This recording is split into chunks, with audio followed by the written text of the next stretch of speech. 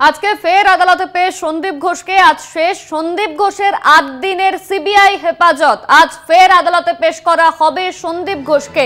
আলিপুর আদালতে পেশ করা হবে সন্দীপ ঘোষকে। 8 দিনের সিবিআই হেফাজত হয়েছিল সন্দীপ ঘোষের, সেই হেফাজত আজ শেষ। আজ আদালতে পেশ করা হবে সন্দীপ ঘোষকে। আজ শেষ সন্দীপের 8 দিনের সিবিআই হেফাজত।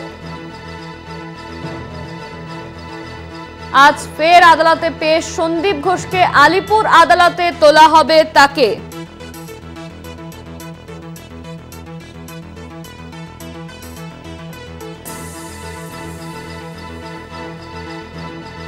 আজ ফের আদালতে পেশ সন্দীপ ঘোষকে। সন্দীপ ঘোষের 8 দিনের সিবিআই হেফাজত শেষ। হেফাজত শেষে আজ আদালতে পেশ করা হবে সন্দীপ ঘোষকে।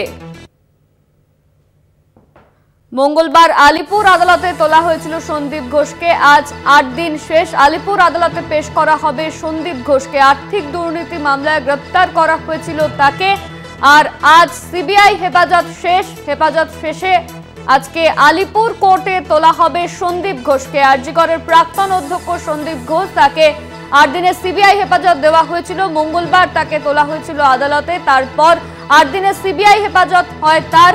আজ 8 দিনের সিবিআই হেফাজত শেষে আলিপুর কোর্টে তোলা হবে সন্দীপ ঘোষকে। আরজিকরের প্রাক্তন অধ্যক্ষ সন্দীপ ঘোষ, আর্থিক দুর্নীতিতে গ্রেপ্তার করা হয়েছে তাকে। সিবিআই এর হাতে গ্রেপ্তার সন্দীপ ঘোষ। আজ ফের আদালতে পেশ করা হবে সন্দীপ ঘোষকে।